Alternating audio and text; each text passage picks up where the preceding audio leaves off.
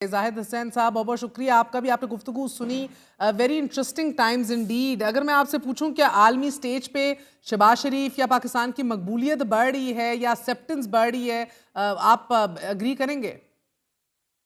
دیکھیں, یہ بات ضرور ہے کہ پاکستان کے ایک ڈپلومیٹیکلی جو ہے خاصا ایک نمایاں حیثیت بھی مل گئی ہے. وہ اس کی وجہ اور بھی ہے. اس کی وجہ جو ہے ایک تو خاص طور پہ ہندوستان کے ساتھ جو ان کا پاکستان کا کانفلکٹ تھا اس کے بعد.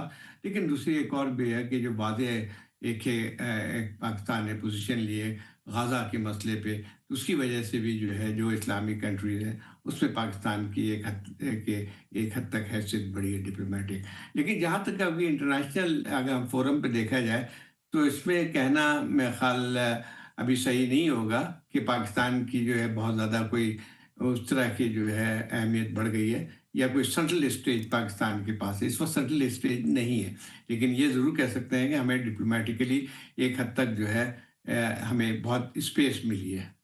اور زاہد صاحب, اب جو اسینشلی کل آپ نے تقریر بھی سنی صدر ٹرمپ کی, ان کی سرسری ملاقات ہوئی, کل اہم ترین ایک اور ملاقات بھی ہونے جا رہی ہے, اور اس کے بعد جس امریکی اور ٹرمپ پلان کا تذکرہ ہو رہا ہے انٹرنیشنل میڈیا کے اوپر, جو پلان وہ فلوٹ کر رہے ہیں کہ عرب ممالک کی فوج ہو اور کس طرح مرحلہ وار جو ہے وہ تعمیر نو کی جائے فلسطین کی اور ٹیک اوور کیا جائے ریہیبلیٹیشن کا, اس کے اوپر آپ کو کیا لگتا ہے کہ ابھی this has been shared with Israel, it is cleared from Israel, یا this is just right now still in the talking stages?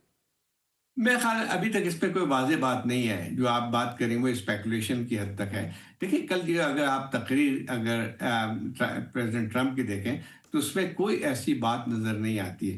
پوری تقریر کو اگر آپ اٹھا کے دیکھیں تو غزہ کا ایک بھی ذکر نہیں تھا.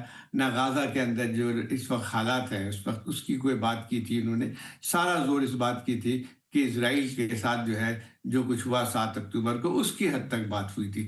تو آپ مجھے بتائیے کہ جو ہے اگر فرض کیجئے یہ تک نہیں ہے کہ غزہ کا مسئلہ کیا ہے, اور اس کے بعد اگر اور ایک اور چیز بھی دیکھیں کہ ٹرمپ نے اس پہ بہت تنقید کی تھی جو ممالک خاص طور پہ ان کے الائیڈ ہیں ویسٹرن کنٹریز کے, جنہوں نے فیصلہ کیا ہے کہ فلسطین کو ایک ریاست کے طور پہ تسلیم کیا جائے. تو میرا خیال یہ ہے کہ اس کے اوپر ہی انہوں نے بہت سخت تنقید کی. تو مسئلہ یہ آتا ہے کہ جو کی پوائنٹس ہیں اس وقت مڈل ایسٹ کے تصفیے کے لیے, سب سے پہلی بات یہ ہے کہ جنگ بندی کا کوئی بھی اس میں ذکر نہیں تھا.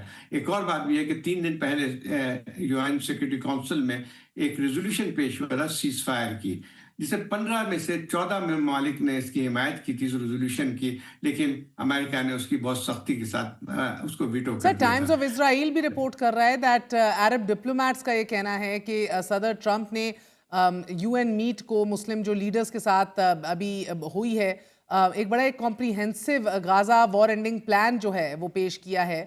اس کے اندر آف کورس یرغمالیوں کی رہائی ہے, اسلامک گورنمنٹ کی بات ہے, اس کے اندر ٹرمپ کا نیو غازہ پلان جو ہے وہ ایک بڑی لیڈرشپ کی بھی بات کر رہا ہے. گو کہ I am personally not very clear, are we looking at the Palestinian Authority, اور وہ کنٹرول ہوگا بھی تو کتنا ہوگا at the end of the day؟